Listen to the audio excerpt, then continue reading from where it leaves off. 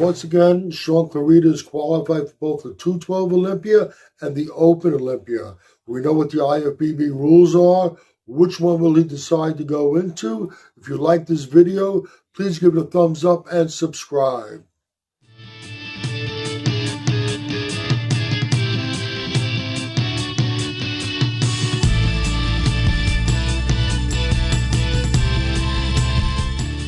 By winning the Japan Pro, Shaun Clarida is now qualified for the Open Olympia.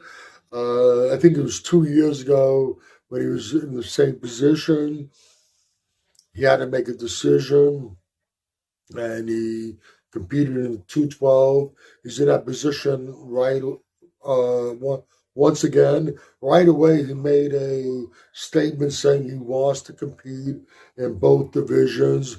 We'll see if the IFBB responds to this. My hunch is that it's not going to happen. They're going to tell him he has to make a choice on which stage he wants to step on. Why? Why can't he compete on both stages? He's qualified for both. Some people think that it can undermine the Mr. Olympia, where you have this 212 guy, this little guy, jumping right onto the open stage and beating these other guys. Well, you could say that we've had two 212 competitors that have made it to the Mr. Olympia stage and made it to the top and won Mr. Olympia. Arden Chupon and now Derek Lunsford for the second time. Well, the difference with Derek and Hardy is that they transitioned to the Open. They put size on, and then they achieved what they achieved.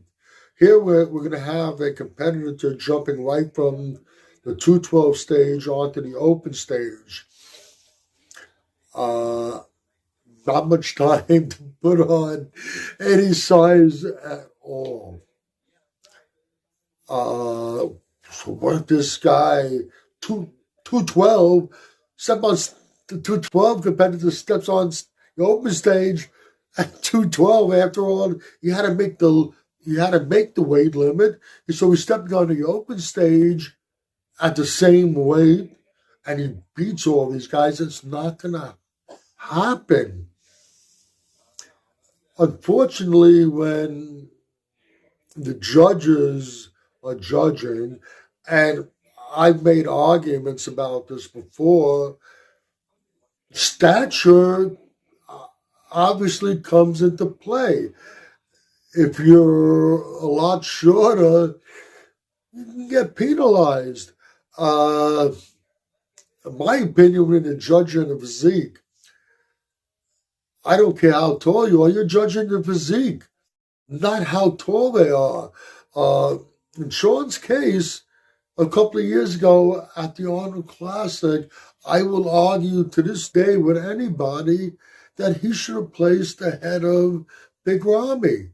Why didn't he? The only reason why is because of Shaun's stature. So, at least in Shaun's case, that's the furthest possibility. It's not gonna happen. He's just too small. Once again, personally, I think on an inch-for-inch basis, he beats most of these guys on the Open stage. But unfortunately, when it's judged, the stature comes into play. Most of the 212 competitors are a bit taller than Shaun.